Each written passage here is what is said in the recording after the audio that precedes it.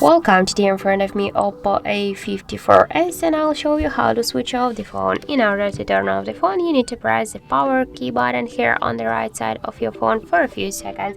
And now here we can see the question to turn on, press and hold power button to wake Google Assistant. You can click on, but if you wanna use the power button to just to shut down the phone, you should click here to turn off, and after that just hold for a while the power key button and you'll see here this panel.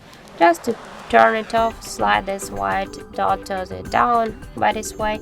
Wait a second, and now as can you see, the screen is dark, and this means that your device is turned off.